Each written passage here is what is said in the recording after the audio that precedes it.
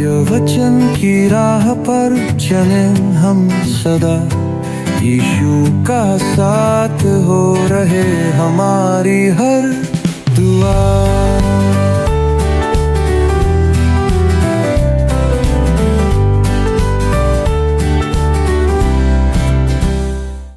प्रिय दर्शकों, नमस्कार।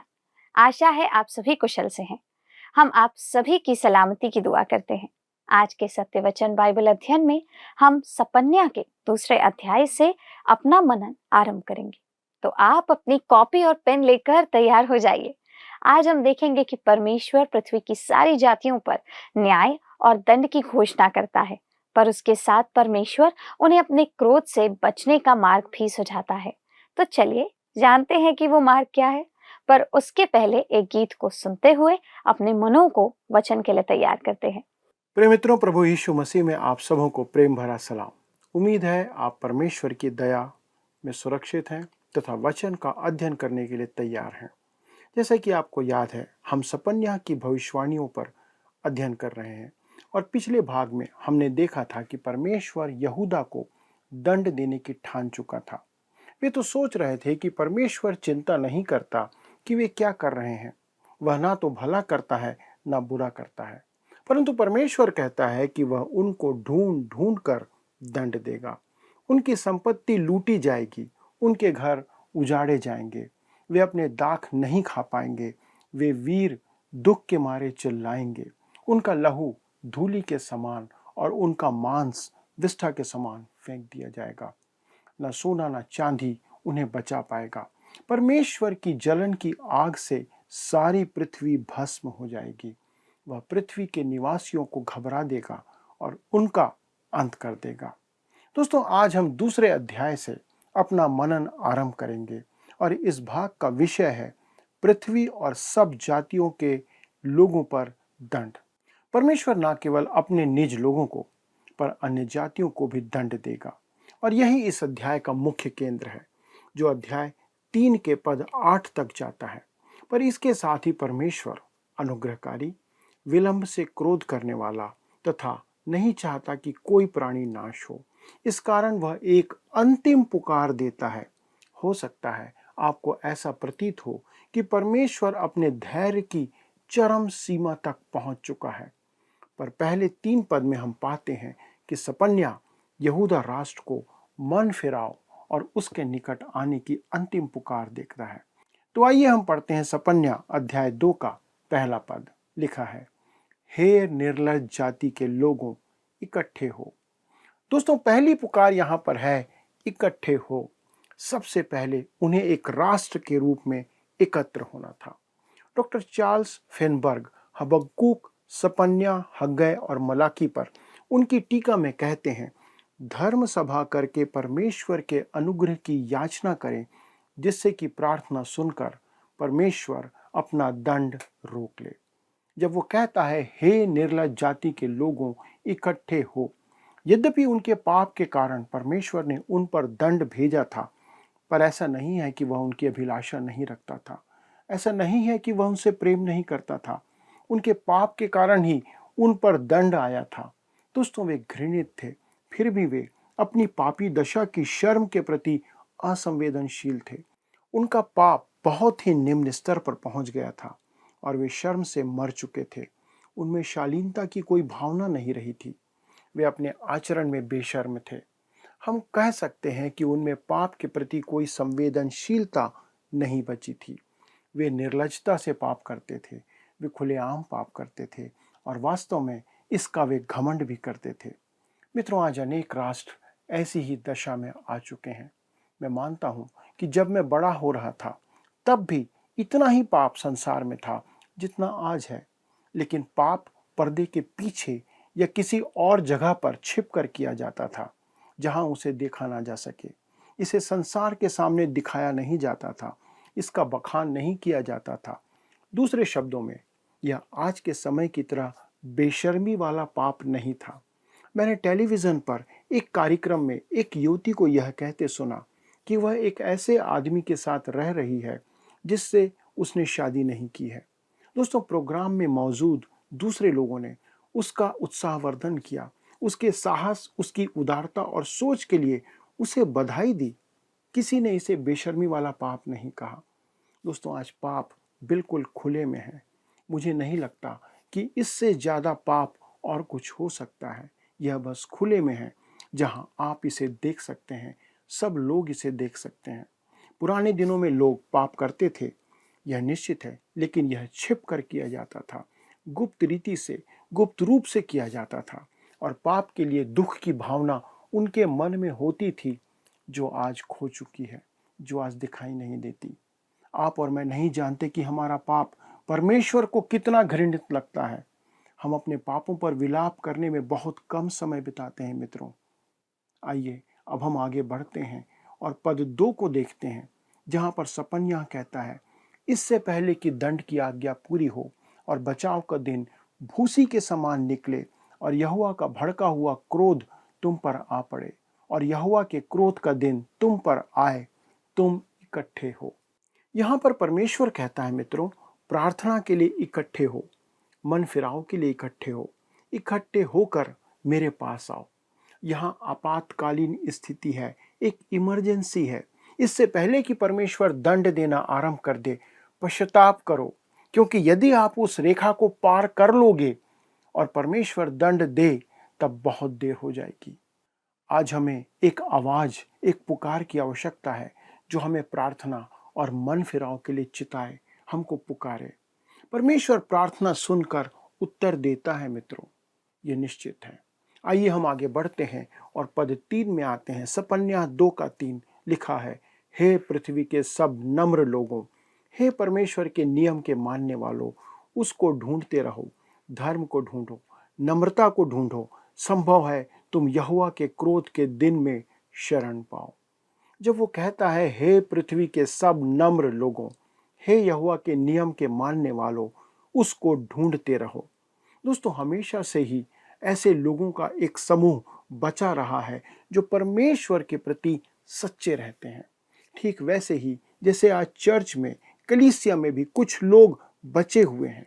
मुझे संदेह है आज कि बहुत सी कलीसियाओं में आज ऐसा पाया जाए, चाहे वे कितने भी उदार क्यों ना हो, जिनके पास सदस्य या कुछ सच्चे विश्वासी नहीं हैं। मुझे समझ में नहीं आता कि वे ऐसे क्यों हैं, लेकिन आज कलीसिया के भीतर ऐसे कुछ लोग बचे हुए हैं। परमेश्वर के पास हमेशा से ही संसार में कुछ ऐसे लोग बचे रहते हैं, और जाहिर तौर पर वह यहाँ उन लोगों से बात कर रहा है, उनके बारे में कह रहा है, जो यहूदा में परमेश्वर के अनुसार बचे हुए विश्वास योग्य लोग हैं। कहता है, धर्म को ढूंढो, नम्रता को ढूंढो। उन बचे हुए लोगों को भी अपने जीवन जीने के तरीके के बारे में बहुत सावधान रहने की आवश्यकता है दोस्तों। उन्हें अहंकार, घमंड और आत्मसंतुष्टि से भरे हुए नहीं होना चाहिए, क्योंकि यही उस राष्ट्र का सबसे बड़ा पाप था। सबसे बड़े पापों में से एक था कि वे घमंड से भरे हुए थे। यह आज विश्वासियों के बीच भी एक बहुत बड़ा खतरा है। किसी ने ऐसा कहा है, जाति का अभिमान, रूप का अभिमान और अनुग्रह का अभिमान है। कुछ लोग तो इस बात पर भी गर्व करते हैं कि उन्हें अनुग्रह के द्वारा बचाया गया है। उन्हें लगता है कि यह उनके लिए घमंड करने की बात है मित्रों। उन्हें लगता है कि वे अपने उद्धार के कारण सर्वशक्तिमान परमेश्वर के विशेष और खास लोग बन गए हैं। मेरे मित्रों, हमारे पास गर्व करने के लिए कुछ भी नहीं है। पौलुस प्रेरित ने कहा कि उसके पास घमंड करने के लिए, गर्व करने के लिए कुछ भी नहीं है। और मेरा विश्वास करें, अगर पौलुस के पास घमंड करने के लिए कुछ भी नहीं था, तो मुझे यकीन है कि हम में से किसी के पास भी घमंड करने के लिए कुछ हो। इस तथ्य पर गर्व करने का खतरा है कि हम परमेश्वर की संतान हैं। लेकिन इसके बजाय यह हमें नम्रता की ओर ले जाना चाहिए, जहां पर हम कह सकें कि प्रभु, हम कुछ नहीं हैं। और वह कहता है, धर्म को ढूंढो, नम्रता को ढूंढो। और तब आगे कहता है, संभव है तुम यहोवा के क्रोध के दिन में शरण पाओ। मित्रों, यह एक महान एवं महिमामय बात है कि हम परमेश्वर के पंखों तले अपनी चट्टान के दरार में शरण ले। चट्टान की दरार में छिपे रहना और उसके पंखों की आड़ में आना एक अद्भुत बात है बाइबल के अंदर। परमेश्वर की संतानों को यह पहचानने की आवश्यकता है, हालांकि वे महाक्लेश से होकर नहीं गुजरेंगे, लेकिन उन्हें इन लोगों की तरह बहुत ज्यादा दंड या बहुत ज्यादा परेशानी का सामना करना पड़ सकता है। यहूदा उस समय महाक्लेश, प्रभु के महान दिन से होकर नहीं गुजरा, लेकिन वे निश्चित रूप से थोड़े क्लेश के समय से गुजर रहे थे। मित्रों, हम सभी को इस जीवन में एक हद तक क्लेश का सामना करना पड़ेगा। हमें परेशानी होगी, समस्याएं हमारे जीवन में आएंगी। मैंने एक महिला की कहानी सुनी थी जो एक नौकरानी थी, किसी घर में काम करती थी और अपनी परेशानियों के बारे में वह शिकायत कर रही थी। जाहिर है कि उसके पास बहुत सारी परेशानियां थी। जब घर की मालकिन ने उसे शिकायत करने के लिए डांटा तो महिला ने जवाब दिया, जब एक भला प्रभु मुझ पर क्लेश भेजता है तो मैं क्लेश में रहने की इच्छा रखती हूँ। वो उसमें बने रहने को तैयार थी। मित्रों, मैं उससे सहमत हूँ। मेरा मानना है कि हमें क्लेश सहना चाहिए, क्लेश में बने रहना चाहिए, क्योंकि ये परमेश्वर की ओर से हम पर भेजा जाता है। प्रेरित पौलुस कहता है कि हम इस देह में कराहते हैं, परंतु इसका अर्थ यह नहीं कि हम महाक्लेश में हैं और ना ही हम महाक्लेश के समय रहेंगे। अब दोस्तों, हम एक ऐसे भाग में आते हैं जो अध्याय 2 के पद 4 से आरंभ होता है और अध्याय 3 के पद 8 तक जाता है। विभिन्न जातियों के दंड का जहां पर उल्लेख किया गया है। इससे स्पष्ट होता है कि परमेश्वर पृथ्वी की सब जातियों को एक दिन दंड देगा। मित्रों, बाइबल का परमेश्वर कोई स्थानीय देवता नहीं है। वह ऐसा नहीं है जिसे आप शेल्फ में रख सकते हैं। वह ऐसा नहीं है जो स्थानीय या राष्ट्रीय हो। खैर, इस धरती के ऊपरी हिस्से में बहुत से अलग अलग लोग हैं और वे सभी ऐसे लोग हैं जिनके लिए मसीह मारा गया। हमारा काम उन्हें सुसमाचार सुनाना, परमेश्वर का वचन उन तक पहुंचाना और फिर उन्हें अपने मसीही जीवन को अपने तरीके से, अपने रीति रिवाजों से और अपने जीवन जीने के तौर तरीकों में ढाल देने के लिए स्वतंत्र छोड़ देना चाहिए। बाइबल का परमेश्वर संपूर्ण जगत का परमेश्वर है। वह सृष्टिकर्ता और मनुष्य का सृजनहार है। वह मनुष्य का तारणहार है। ध्यान दें कि वह अपने ही लोगों का नहीं, संपूर्ण मानव जाति का न्याय करेगा। वह यहूदियों के साथ साथ अन्य जातियों को भी पाप का दंड देगा। परमेश्वर ने कुछ मानदंड स्थापित किए हैं जो वैश्विक मानक बन गए हैं। ये मूसा को दी गई 10 आज्ञाएं हैं। यद्यपि सब जातियां सही और गलत को समझती हैं, उनमें समझ का अंतर है। मुझे एक प्रचारक ने बताया कि वह नरभक्षियों में प्रचार करता है और उन आदिवासियों में ईमानदारी बहुत अधिक होती है। यदि आप अपना पैसा उनके बीच में या उनके मध्य में छोड़ देंगे तो वे उसे छुएंगे तो नहीं, लेकिन अपने भाई को भून कर या सेक कर खाने से वे पीछे भी नहीं हटेंगे। एक बार एक महिला ने अपना बटुआ किसी दुकान में छोड़ दिया। जब वह तुरंत लौटकर उस दुकान में आई तो वह बटुआ वहां पे नहीं मिला। निश्चय ही जिसने लिया वह एक सभ्य चोर था। दोस्तों, आचार संहिता हर एक जाति में है, परंतु जब मनुष्य परमेश्वर से दूर हो जाए तो वह इतना दूर निकल जाता है कि परमेश्वर को उसे त्यागना पड़ता है। अब हम आते हैं पद 4 में, जो इस्राएल के पड़ोसी राज्यों के पतन की बात करता है। सपन्याह 2 उसका 4। क्योंकि गाजा तो निर्जन और अश्कलोन उजाड़ हो जाएगा। अशदोद के निवासी दिन दोपहरी निकाल दिए जाएंगे और एक्रोन उखाड़ा जाएगा। यहाँ 4 पलिश्ती नगरों का उल्लेख किया गया है। कोई पूछेगा कि उसने गत नगर का उल्लेख क्यों नहीं किया? वह तो एक मुख्य नगर था। दोस्तों, उस समय गत नगर यहूदा के अधीन था। अतः पलिश्ती नगर के ये 4 जो हैं, गाजा, अश्कलोन, अशदोद और एक्रोन। क्योंकि गाजा तो निर्जन और अश्कलोन उजाड़ हो जाएगा। आज गाजा वास्तव में एक निर्जन स्थान है और अश्कलोन उजाड़ पड़ा है। आज जिस स्थान को अश्कलोन कहते हैं वह पुराने नगर के खंडहरों पर नहीं बसा है। प्राचीन अश्कलोन समुद्र के निकट था। वहां दागोन देवता का मंदिर था और उसके खंडहर आज भी वहां मौजूद हैं। और लिखा है अशदोद के निवासी दिन दोपहरी निकाल दिए जाएंगे। दोस्तों, अशदोद में गर्मी के कारण दोपहर के समय विश्राम का अंतराल होता था, जैसा आज भी कहीं कहीं बाजारों में होता है। सपन्याह के कहने का अर्थ है कि उन पर संकट अकस्मात ही आ पड़ेगा। वह नगर आज पूर्ण रूप से ध्वंस हो चुका है और इसराइल की सीमा में है। इसराइल ने वहाँ मकान बनवाए हैं और तेल की रिफाइनरियाँ भी वहाँ पर हैं। वहाँ उन्होंने बंदरगाह भी बनाया है जो उस क्षेत्र का प्रमुख बंदरगाह है, परंतु उस युग में वह पूर्ण रूप से ध्वंस किया गया था। वहाँ आज उसके खंडहर भी नहीं है। लिखा है एक्रोन उखाड़ा जाएगा। एक्रोन का नामो निशान आज मिट चुका है। तब हम आगे बढ़ते हैं, पद 5 पर आते हैं। लिखा है समुद्र तट के रहने वालों पर हाय, करेती जाति पर हाय, हे कनान, हे पलिश्तियों के देश, यहोवा का वचन तेरे विरुद्ध है और मैं तुझको ऐसा नष्ट करूंगा कि तुझ में कोई ना बचेगा। समुद्र तट के रहने वालों पर हाय। दोस्तों, ये सब स्थान समुद्र के निकट थे। लिखा है करेती जाति पर हाय। दोस्तों, ये क्रेती द्वीप से आए थे और पलिश्ती कहलाते थे।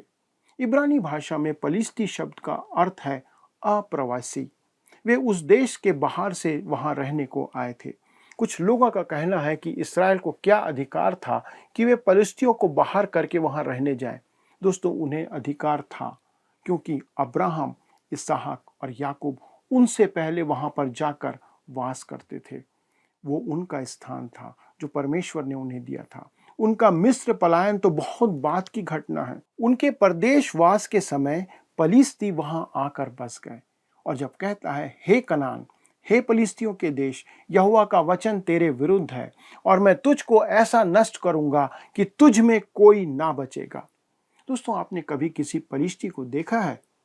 वे सब की सब विलोप हो गए हैं, आज कहीं नहीं पाए जाते। तब हम आते हैं पद 6 में। सपन्या 2:6 कहता है उसी समुद्री तट पर चरवाहों के घर होंगे और भेड़शालाओं समेत चराई ही चराई होगी। वास्तव में दोस्तों ऐसा ही हुआ था और करीब 1900 वर्ष तक यही स्थिति बनी रही। तब हम पद 7 पर आते हैं और वहां पर कहता है अर्थात वही समुद्र तट यहूदा के घराने के बचे हुओं को मिलेगा, वे उस पर चराएंगे। वे अश्कलोन के छोड़े हुए घरों में सांझ को लेटेंगे, क्योंकि उनका परमेश्वर यहोवा उनकी सुधि लेकर उनकी समृद्धि को लौटा लाएगा। यहाँ अपने लोगों से परमेश्वर की प्रतिज्ञा है कि वह उन्हें बंधुआई से छुड़ाकर लाएगा और पलिश्तियों के देश में बसाएगा, जो भूभाग परमेश्वर ने अब्राहम को दिया था।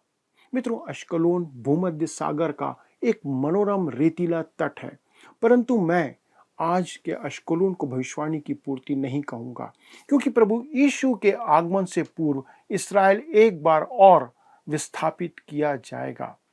अब वह पश्चिम से पूर्व की ओर ध्यान करता है और इसराइल के पड़ोसी राष्ट्रों पर दंड की घोषणा करता है। तब हम अध्याय 2 के पद 8 और 9 को पढ़ें। मुआब ने जो मेरी प्रजा की नामधराई और अम्मोनियों ने जो उसकी निंदा करके उसके देश की सीमा पर चढ़ाई की, वह मेरे कानों तक पहुंची। इस कारण इसराइल के परमेश्वर सेनाओं के यहोवा की यह वाणी है, मेरे जीवन की शपथ, निश्चय मुआब सदोम के समान और अम्मोनी अमोरा के समान बिच्छू पेड़ों के स्थान और नमक की खानियां हो जाएंगे और सदैव उजड़े रहेंगे। मेरी प्रजा के बचे हुए उनको लूटेंगे और मेरी जाति के शेष लोग उनको अपने भाग में पाएंगे।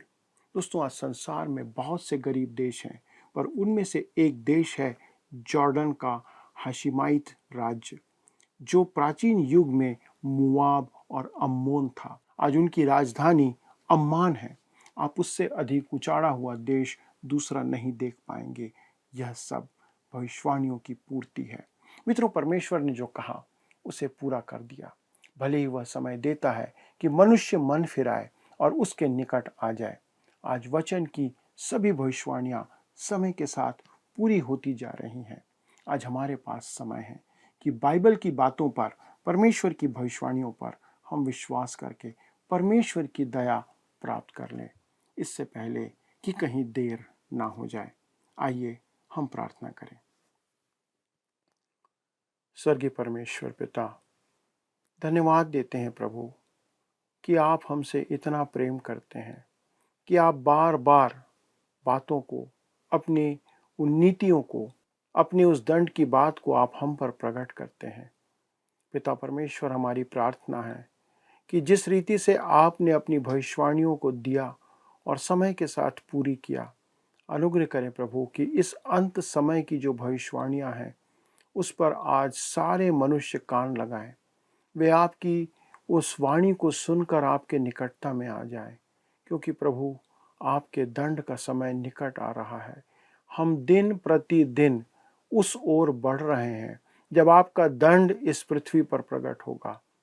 प्रभु, हम नहीं जानते कि आपकी योजना कब आरंभ होगी, लेकिन हम इतना जानते हैं एक दिन आप निश्चित तौर पर अपनी बातों को पूरा करेंगे। इससे पहले प्रभु आप हमें बुद्धि, ज्ञान, समझ दें, निर्णय लेने की प्रभु सामर्थ्य दें, समझ दें कि हम वो निर्णय लें जो हमारे हित में, हमारे परिवार के हित में, हमारे आने वाले वंश के हित में हो, कि हम सब प्रभु यीशु आपके निकटता में पाए जाएं। सभी दर्शकों के लिए विनती है प्रभु, वे आपके अनुग्रह और दया में बने रहें। धन्यवाद के साथ इस विनती को यीशु क्रिस्त के नाम से मांगते हैं, आमीन। परमेश्वर आप सबों को बहुतायत से आशीष दे। धन्यवाद। आइए अब हम प्रश्नों को देखें। पिछले प्रश्न का उत्तर है बी, दमिश्क फाटक। यरूशलेम की शहरपनाह में मछली फाटक को आज दमिश्क फाटक के नाम से जाना जाता है। आज के अध्ययन पर आधारित प्रश्न है, इब्रानी भाषा में पलिश्ती शब्द का अर्थ है खाली स्थान। ए, फिलिस्तीन में रहने वाले यहूदी, बी, अप्रवासी, सी, पाल देवता के उपासक, डी, पाल बनाने वाले। मित्रों, इस प्रश्न का उत्तर हमें कल सुबह 6 बजे से पहले विकल्प A, B, C या D के साथ अपना नाम, पता, स्थान के साथ 9651433397 पर SMS या WhatsApp करें। तो दोस्तों, आपने देखा कि परमेश्वर दंड देने में विलंब तो करता है, पर हमें उसके दंड से बचने के लिए नर्म और दीन बनकर उसके पास आने और प्रार्थना करने के लिए भी अवसर देता है। हमारा परमेश्वर ऐसा ही है। वो क्रोध में भी धैर्य रखने वाला परमेश्वर है। हमें क्षमा करने के लिए वो स्वयं ही मार्ग सुझाता है। मित्रों, हम केवल क्षमा याचना करके ही परमेश्वर के कोप से बच सकते हैं। आइए प्रार्थना में बने रहते हुए अपने अध्ययन को समाप्त करें। अगले प्रसारण में आपसे फिर से मुलाकात होगी। तब तक प्रार्थना में लगे रहिए। आप अपने प्रार्थना निवेदन भी हमें स्क्रीन पर आ रहे नंबर पर भेज सकते हैं। अगर इस कार्यक्रम को पुनः देखना चाहें तो हमारे YouTube चैनल वर्ड रिसाउंड्स टुडे पर भी देख सकते हैं। आपका दिन शुभ हो। प्रभु आपको आशीषित करे। क्या आपको यह कार्यक्रम पसंद आया? अभी हमें एक मिस कॉल करें और आप अगले विजेता हो सकते हैं।